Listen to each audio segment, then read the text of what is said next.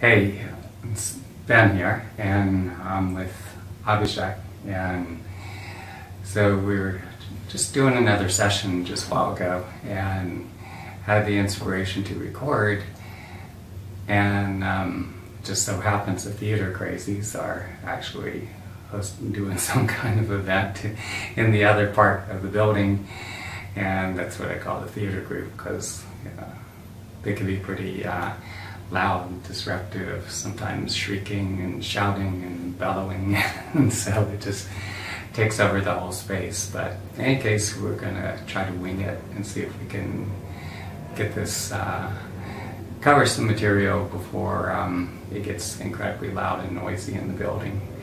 But so we were just doing a session, and we did some things different than before. Like when I work with people individually, there are different parts to the healing process that I take people through. Initially, there's checking in to see what's going on. There's and then I'll have a person stand in front of me and look into their aura, and I'm holding my hand in front of the body, and I'm just feeling, I'm getting a sense of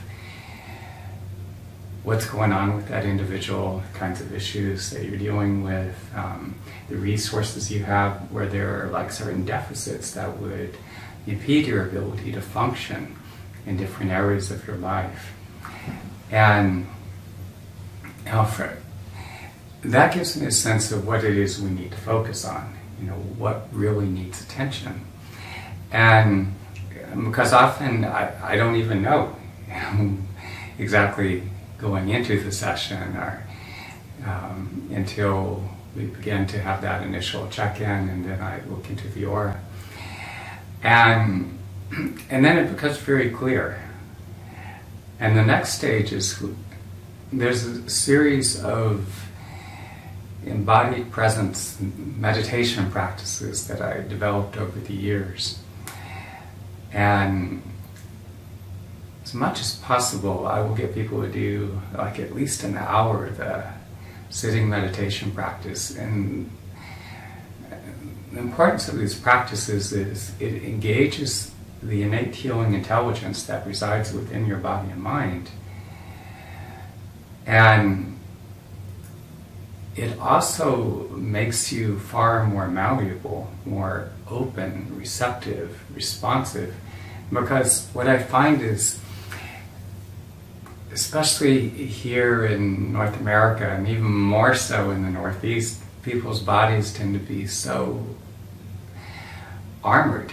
There's just so much tension, stress that people have internalized, a lot of emotion that they're not processing, and that creates this density within the body that can really impede the healing process. And I experienced a great deal of armor myself, just having gone through a great deal of physical and emotional abuse growing up. And then there were these, as I got into adulthood, there were these horrible patterns of abandonment, rejection, unrequited love that were playing out. And my biggest mistake at the time, or make that plural, mistakes, was one, resisting the pain. And one way I did that was I'd be trying to make relationships work, with women that were not very well matched to me. And I was so numb at the time, so disconnected, that I wasn't getting it. I couldn't get the fact that it wasn't a good match, that there wasn't that resonance. And another mistake was resisting the pain. Did I just say that? I think I'm a little sleep deprived, but in any case, so resisting the pain by trying to make the relationship work, but also just not wanting to allow myself to really feel what it was like, when things were not working. Was that quote says, "What we resist will persist." So when when we're dealing with some really difficult or challenging issues, life circumstance, people, whatever, and we shut down emotionally, we're resisting, we don't want to feel, we push those feelings outside of our awareness, we self-medicate with alcohol and other recreational drugs or pharmaceuticals. We're not allowing ourselves to feel, to experience our true emotional response to what's taking place. A very unfortunate consequence of that is it just reinforces that which is causing us so much suffering anyway. And so to the best of our ability, we need to teach ourselves to become more and more fully present, to embrace the realities of our day-to-day lives, even though we're not too thrilled with them. When we can become, as we become more and more fully present, then we're better able to break through. We're in a better position of power in terms of really affecting change, the changes that we want to experience within our lives. The third part of the healing process is the work we do on the table, and that's the part I learned from my mentor Horace, the traditional Native American doctor. And that's where I act as a conduit to allow a very powerful presence to work through me, to facilitate healing within the body and mind that in many instances would not otherwise be possible. This presence will, as I act as a conduit, some people feel this presence going into the body to do reconstructive work, repairing, say like if somebody is suffering from digestive issues such as colitis or Crohn's disease, maybe they're in a lot of pain, they're passing blood in their stools or something, and he'll actually go in and do regenerative work to repair the damage within the colon.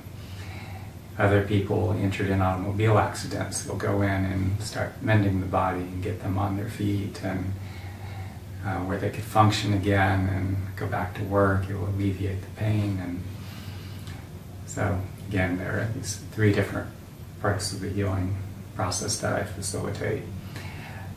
Now with Abhishek, and just as I said, we just did a session, and what we did different is, like, I have been encouraging him to practice on his own between sessions. And how are you doing with that, by the way?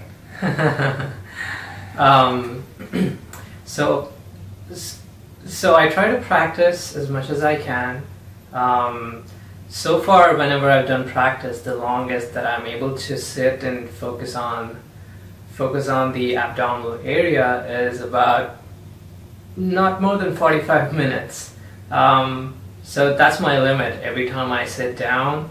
And by the time I feel like I can't sit anymore, when I open my eyes and look at the time, it's about 30, anywhere from between 30 and 45 minutes.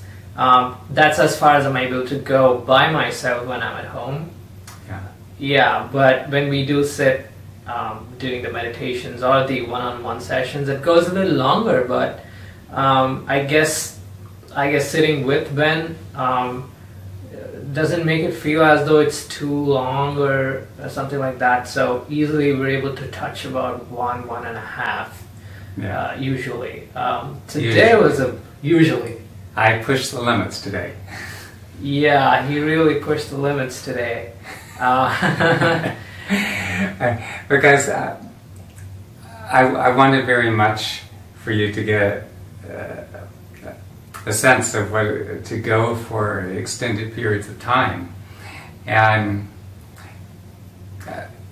I've done this myself, and especially coming off the Vision Quest, which is for those of you who don't already know, having trained with a traditional Native American doctor, a big part of the training that we undergo involves going out to fast alone in the mountains for 4 days and nights without food and water.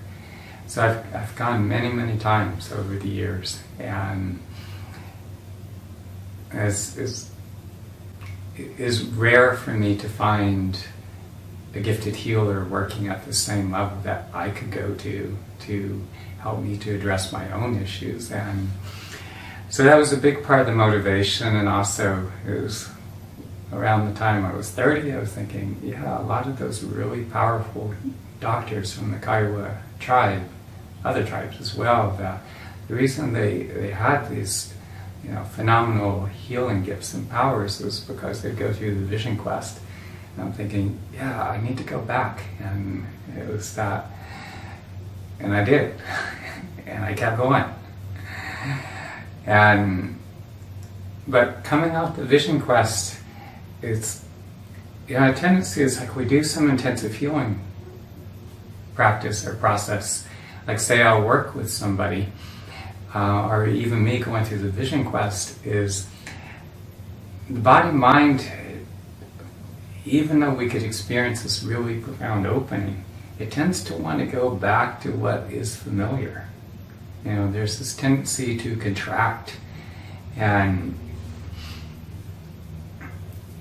as the days, weeks, and months go by, there's more stagnation that accumulates in the body, like all the stresses that difficult, challenging situations that can evoke all kinds of unpleasant, even painful emotions. Even just the stresses of being in a job that you don't like, or maybe you hate the job or something. And that produces an emotional state. If you're in a lot of difficulty in your relationship, or maybe you're wanting to be with somebody and then you're getting jerked around or something, and we experience all kinds of losses and setbacks, and so we experience these emotions, and then most people do not do very well in terms of digesting these life experiences and their subsequent emotional responses. And so what happens is, whatever we fail to digest, those experiences and our emotional responses accumulate within the body. Say you walk into a room, somebody's really angry, upset, without them saying a word, a lot of times you just feel it, because those emotions, again, they have substance. They occupy a certain space in the body. And the fact that as we go through our lives, and there's so many things that we never fully digest, and so the residue of all these unprocessed emotional responses to all of these challenging, difficult, stressful life events, again, it's just accumulating, it's building up within the body. That creates a very numbing, deadening effect. It desensitizes us, it disconnects us. We're not as present within our bodies, we're not as present to our day-to-day experiences, reality in this physical world. We cannot be as fully present to those individuals with whom we're having a relationship with, whether it be friends or your significant other, even your children. To the extent that you hold all of this stress and pain and confusion and all the tangled mass of emotions that you're not able to process, it just, that diminishes your ability to be as fully present. And you're not as aware either. Like, a lot of times you don't see what you're doing. So much of the craziness and the dysfunction that we enact in our lives, going back to the example I gave, where I had those patterns of abandonment and unrequited love, all that drama that was playing out at that time in my life, that I look back now and I could see a lot of the women that I had become attached to at the time. As I said before, I was not well matched for them. And as I look back now, it's like, ugh, like what was I thinking? But here's this profound woundedness on one hand that I was carrying. And so here I would attach to women that were, again, not well matched and sometimes very hurtful and abusive, and I couldn't let go and keep trying to hold on and making the relationship work or attempt to.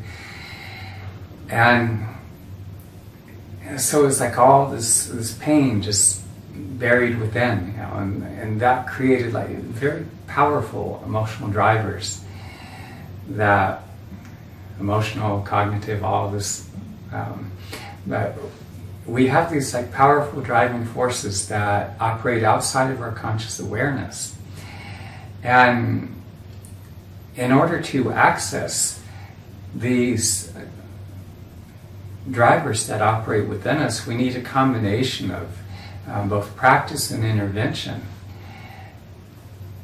to access these wounded parts of us, and also to transform them so that we can digest our experiences, our emotional responses, emotional and cognitive, and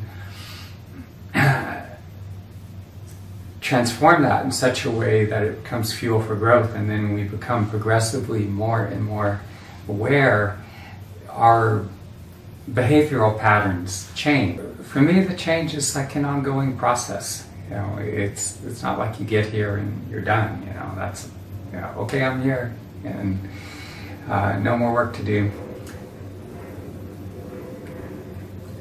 Something I said earlier is like one of the greatest mistakes that I've made was not doing practice on a daily basis. And a lot of people fail to understand that if you're not doing practice, see what happens is we tend to be so much up in our heads. You know, we have all these demands and responsibilities. We could be working long hours, and now we have this whole additional distraction of all this technology of, you know, we have our smartphones and we're tapping and we're scrolling and we're just going on, and you know, like seriously, how much time do you spend on your smartphone or tablet and whatever other devices a day? You know, and yeah, how much? There's a lot. Many of us, an hour or 2, 3, 4 more hours of our time. You know, that's enormous, and that it overwhelms our processing capacity for one. So we don't. We have less available resources to process our life experiences and our cognitive emotional responses. And if we're not processing, if we're not digesting our life experiences and that, again, those deeper thought process, feelings that we have in response to it, then that stunts our growth. It makes it difficult for us to resolve issues, to work through things, to learn and grow. And because we're being overloaded, you know, we're absorbing so much, all this additional sensory input. You know, many of us, we're constantly just ingesting more. And again, it just overwhelms our body-mind's processing capacity. But it also, it's setting us up so that, and this technology is designed purposefully to keep sucking us in. You know, they want us to spend as much time as we can possibly spend on these damn phones, and returning to Facebook and Twitter and to whatever news sites. You know, they just to keep us on as long as possible and to keep us coming back, and they keep bombarding us with notifications, and that continually disrupts our focus. But the other thing, scary thing, is that it keeps pulling our focus outwards. You know, it's drawing our focus away from ourselves, and so we're more and more, we're losing touch with our internal state of being. And again, it concerns me very much as I'm teaching classes and working with people individually, people can have a very powerful experience in class or working with me individually, and because there's all that mind-numbing bullshit flying through their sensory channels, they just forget. They could have this moment of revelation, for lack of a better term, where they just have a really powerful experience of where they're getting in touch with, they're seeing and they're feeling, they're recognizing the patterns that have played out, and they're, for the first time in some instances, they're feeling very deeply those core wounds. It's the work we need to be doing if we are to ever heal as individuals.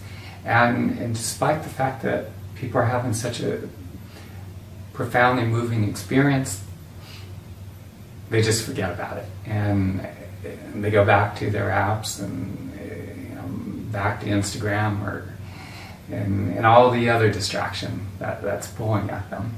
And it didn't, not that long ago, it was very different, because I would see many of the same people. Often for years I'd work with the same individuals, and in many instances the presenting problem would have resolved itself, but a lot of these people continue to come back because they continue to make progress in all these different areas of their life, and so naturally they just want to continue. Now, doing the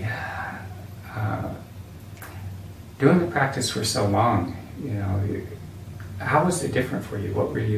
What was happening that was different this time around? So the sheer fact that we went past a certain point, went past 1 hour, past 1.5 hours, past an hour 45 minutes, it really started to test my focus or my willingness to stay within my body and feel the emotions that were coming up. Before, for sitting for 1 hour, 1.5, it didn't feel uneasy, as it was sort of comfortable, so to speak. But as you push yourself to sit for longer, for me today, I just started becoming extremely restless.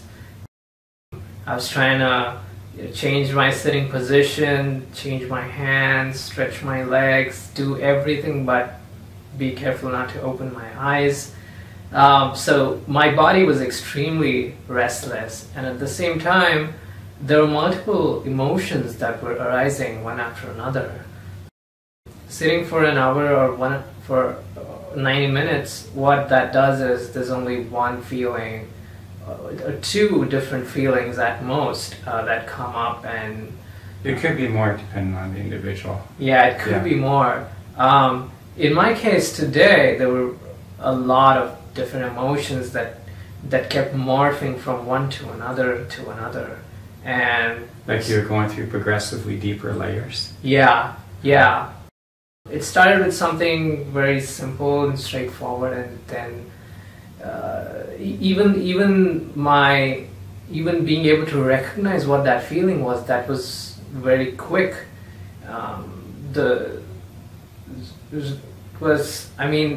Some new feelings that hadn't come up before during these meditations. What specifically were you feeling?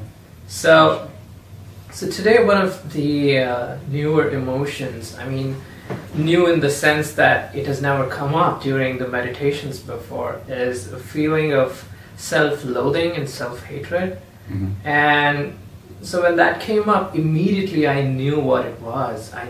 I immediately knew that it was self-hatred. It was just immediate. It didn't take me time to be accustomed to that feeling, go deep into that feeling, and then see what it is. No. The moment it came, I knew what it was. And immediately I knew what it was about specifically. And I realized that self-hatred was for all the things that I'm doing to limit myself. The different ways I was limiting myself in in terms of being engaging in the world or being fully myself, all the different ways that I was limiting myself from being who I really am, I started feeling a sense of hatred for doing that to myself, for not being loving enough to myself and not trusting myself enough. And it was very persistent. Usually the emotion, as I breathe into it for a certain period of time, it sort of clears on its own, and that happens. But this time the feeling, it was, although not extremely strong in the body, but it was very persistent. It stayed for a very long time, and it slowly morphed into the self-hatred slowly changed to a sort of I wouldn't say hate, but a sort of a slight rage towards everybody that I knew. I mean, everybody has been nice to me, but for some reason there was this sense of this quiet rage that I felt towards everybody, towards like literally everybody. Like the faces would just pass by one after another without skipping any face, and that was kind of revealing to me about many things about myself and the way that I think and behave with people. It was extremely insightful. And I realized during the meditation itself that this rage or annoyance towards people was really stemming from me being unable to be assertive with certain people and internalizing some of their behaviors which might have hurt me. And so in being nice to people with the reason that you wouldn't want to hurt them, you're also taking in the hurt that they unconsciously are giving out. So I realized during the meditation that setting healthy boundaries to myself and being assertive with my needs and what doesn't support me, I think that would be a real answer to this sort of quiet rage that I feel, this quiet frustration that I feel with some people or many people. Mm-hmm. You're making so many important points, and I find this too, in that as I've been able to sit for longer periods of time, is that, let's see if I remember everything. One, you were getting really uncomfortable at certain points, like you're restless and shifting around and everything. And so as we become progressively more still, sitting in practice, the practice I teach primarily is having people close their eyes, bring to their awareness whatever issues or concerns are affecting them, and notice how they're feeling within their body. Bring their awareness to those feelings wherever they're situated in the body, and then breathe very softly and very deeply. Today I had to do a different version where specifically centering your awareness down within the intestines. And the intestinal region, for many of us, is this huge repository of this whole backlog of all these unresolved issues and the emotional, all that residue of everything that we haven't processed or digested. So much of that just gets backed up within the abdomen. And I see, like so many people, what happens is that there's this stagnation, all this like intense congestion that's just backed up here, and it affects us on a lot of levels, like the navel chakra itself that starts breaking down, degenerating, stops functioning altogether, and that impedes the ability to process food. Sometimes that could result in additional weight and just a lot of toxin backed up within the digestive tract. As I work with people individually, there's some processing of all that emotion that's just backed up in the body, releasing of physical toxins. Some people spend tell me they're spending all this additional time in the toilet afterwards, and occasionally some people even become nauseous or throw up, and it's just all this toxicity coming out. And people tell me that their bellies flatten out, and I've seen it on a number of occasions. But in sitting for a longer period of time, one of the things that happens is that, again, we do become more antsy, uncomfortable, resistant. And there's, we're reaching the limits of that with which we are aware. And when we come up to that resistance, that's some area where we're holding a lot of whatever stress, whatever emotions, whatever discomforts, basically, that we haven't allowed ourselves to become consciously aware of. We're not necessarily going to experience the actual issue or the emotion right away. Sometimes it just manifests as this antsiness or discomfort. And there are times, many times, when I'm on the vision quest, I say many, I think every time, especially like on the fourth night, that power is so intense, so strong, and I feel it jumping out of my skin. There's this profound restlessness, and sometimes physically I do thrash around because there's just so much power moving through my body. And I used to fight it and just get extremely frustrated and just want the hours to pass by so that the sun will come up in the morning so I could just head on down the mountain and start eating and drinking again. But after some time, I realized that when I was getting into these profound states of resistance, it's like, hey, this is when I'm making the biggest breakthrough. So I need to just, best of my ability, just be present to it. And yeah, most of you are not going to go on the vision quest. You're not going to spend 4 days and nights on top of a mountain without food and water. That would be a little too much for you. But I very much encourage you to learn these embodied presence and meditation practices that I teach.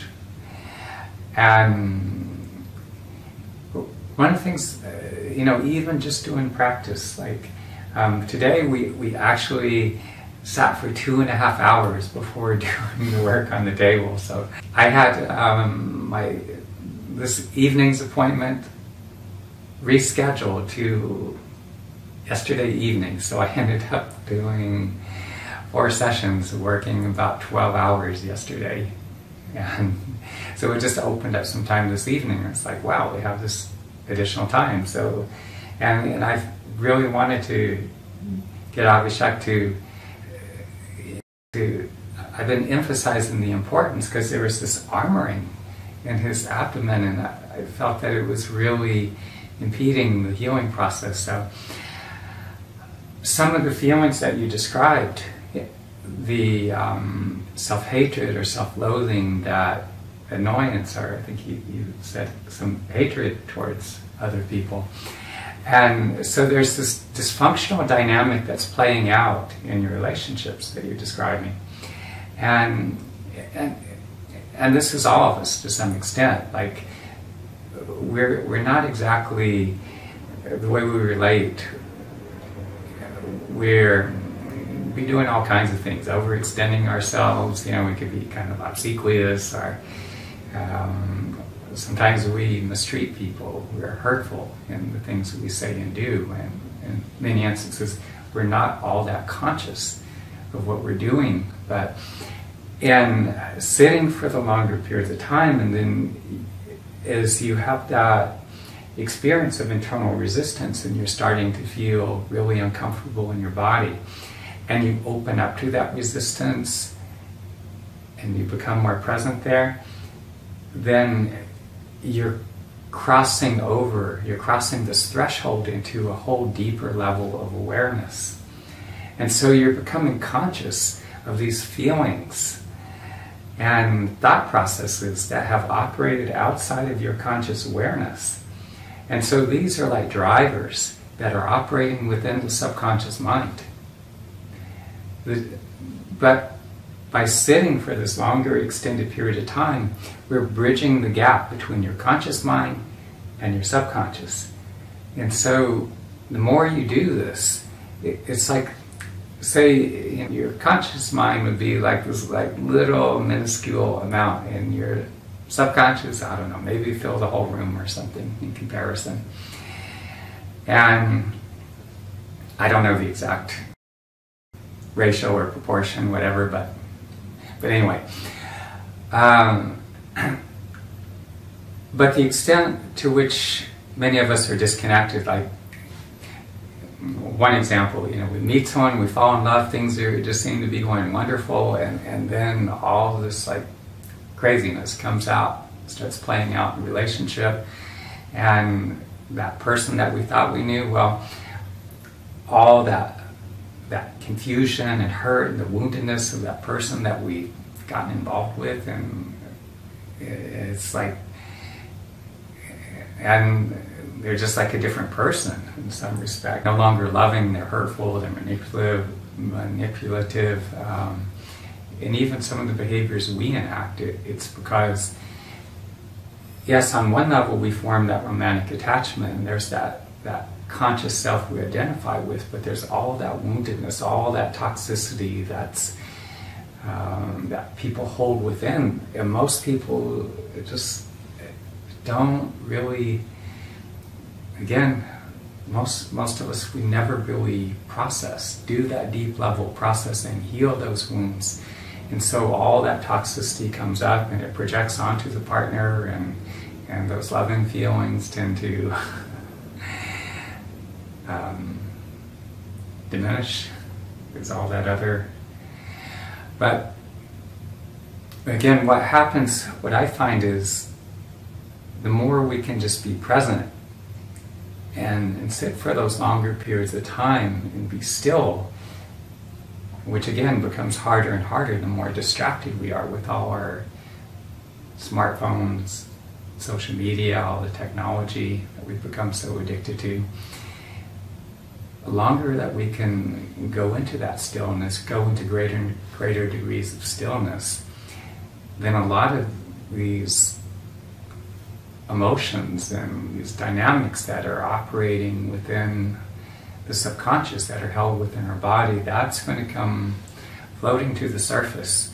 And when it comes to the surface, like you have that anger, self-hatred, all these feelings, and you're able to sit with it, and you're continuing to breathe softly and deeply, and some of it, yes, it does persist longer, because this is something that has sat within your body for years, many years, a decade or longer, and some of us multiple decades. And so we have these kind of consistent emotional states that operate beneath the surface. And again, they act as powerful drivers, so they determine how we move through the world, how we interact with other people. By becoming more and more still and sitting for these extended periods of time, moving through those layers of resistance, then once again that allows these feelings and sensations, and these thought processes, everything, it can more readily surface into our conscious awareness. Now, when Abhishek was doing his practice, and I do this whenever I work with people, I use the opportunity to go in myself. I'm doing my own practice as well, because as I do practice, it's like, when you strike one tuning fork and the next one starts vibrating. So as I do my own practice, it draws you deeper into your own body, into your own emotions. And I too was experiencing my own internal resistance at certain points. Even though I've been doing this practice for years, this still happens. It's normal, a normal part of the process. So sometimes what will happen is when some of that stress, when it starts dissolving, say maybe in my abdomen, then it runs to my neck, back, and shoulders, or some other part of the body, I could feel this kind of contracting at times. And I could feel kind of like I was trying to force something on some level, and it was like, okay, relax into that. Just open up to that, whatever it is that wants to contract. Feel myself getting inside of that. Breathe. Continue to breathe softly and deeply, and just open up to what's contracting. Relax into it. And so as I do so, then what I found is there's this progressive increase in awareness. And by doing these long extended periods of just sitting, being present with, taking the various issues or concerns affecting me, noticing what I feel emotionally in response to it, going into the feelings, breathing into them. And as I do so, those emotions, those experiences, it's like they go through a digestive process. Digest them, and I experience more of a sense of resolution, more at ease, more sorted out about the different issues, concerns, and the emotions that arise in response to them. So that means I'm clearer, I'm more focused, I'm more effective. But the other thing that happens when I can sit for these longer periods of time, it was a really interesting phenomenon. I feel my body opening up. And sometimes it feels as though the molecules in my body are actually spreading apart. And as that happens, it's like all these stresses and emotions, whatever is held in there, as the molecules spread apart, those emotions, those memories, those impressions, all that stuff that's the body's holding on to, it will just start floating to the surface. When it comes to the surface, when it makes its way into your conscious awareness, then you're better equipped to process it. If it's pushed down into your body, if it's held, which it normally is, and this kind of heavy, dense, that's why parts of our bodies get so tense, and so rigid. As I keep doing this practice, sometimes these areas initially, they'll actually tense up a lot more.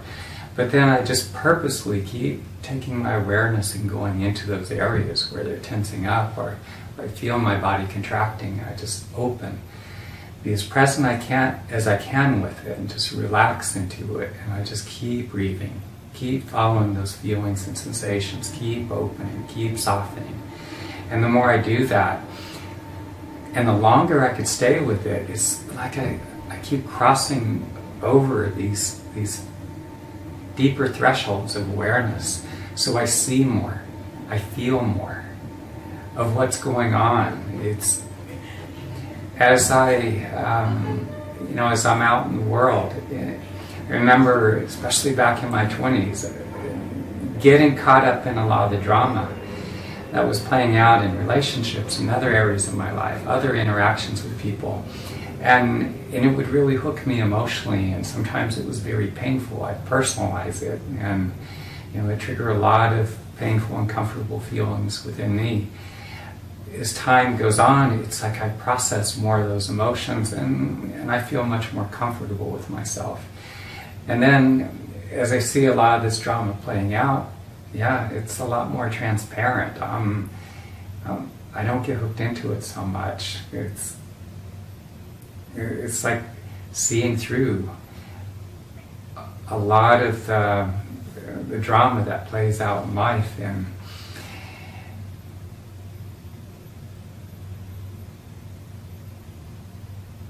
now, what do you have to say? Yeah, I mean, this whole journey has been so revealing on many levels, and like me and Ben, we always discuss that it's never done.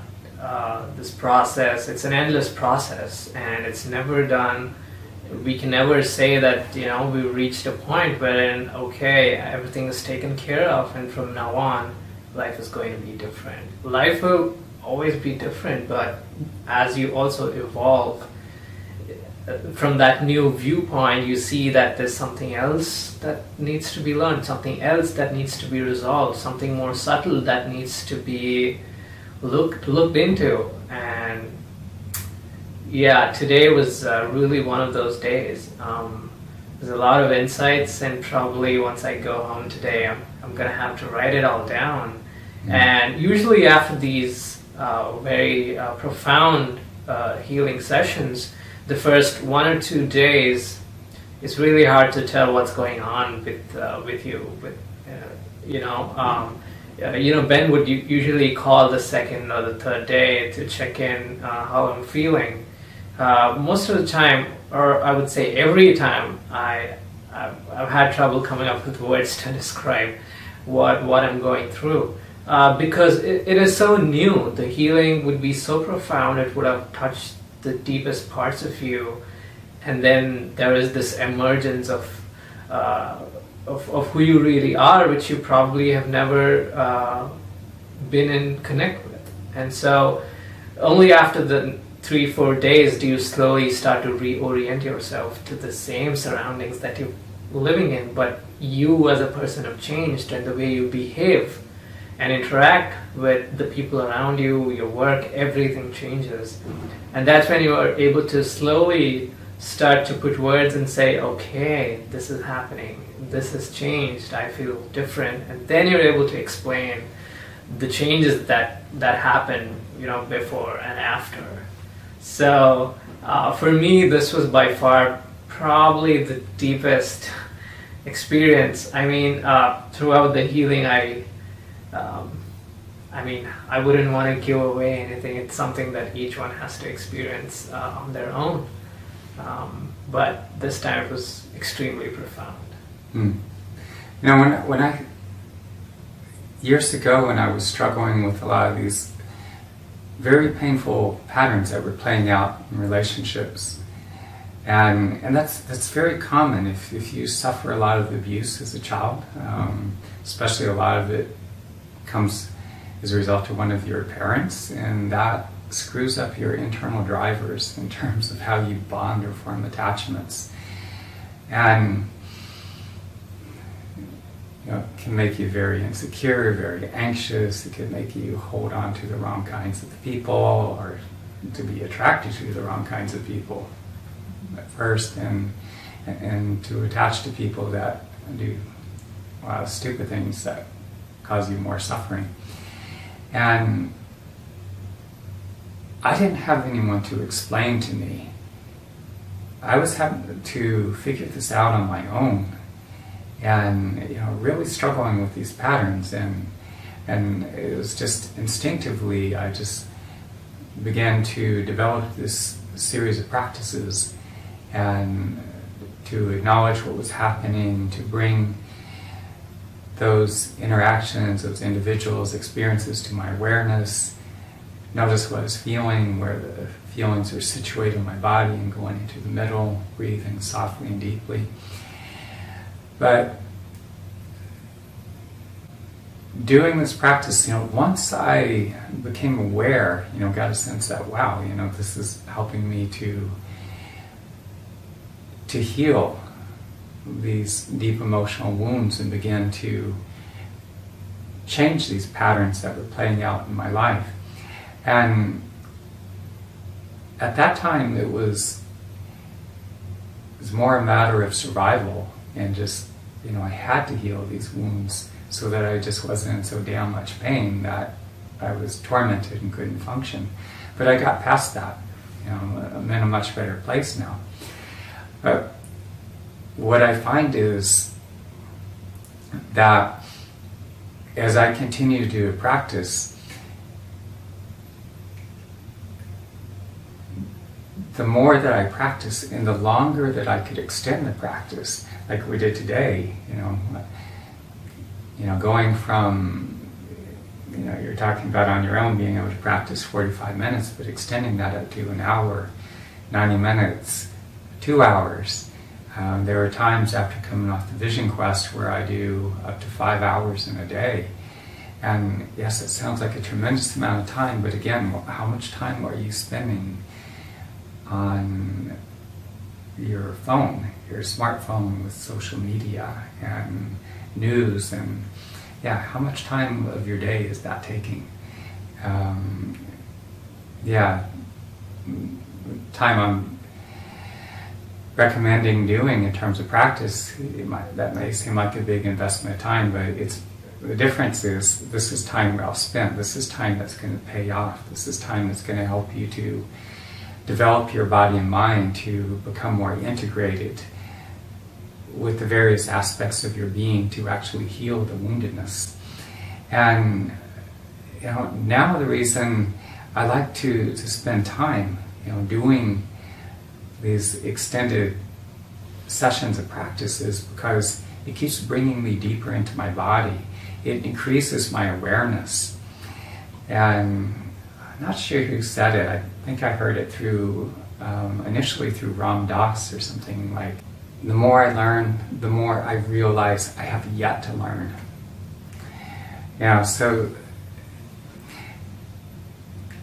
And having the inspiration, training with the master from China for many years, as well as training with a Native American doctor, going on the Vision Quest for so many years, is that, as you were saying, there is no end, and that through this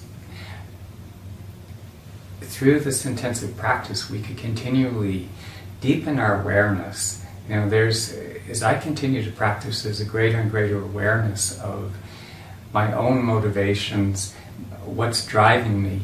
I'm continually putting myself out there. I'm testing the limits. We all have a certain range of motion, what we're capable of doing. At some point we hit the wall.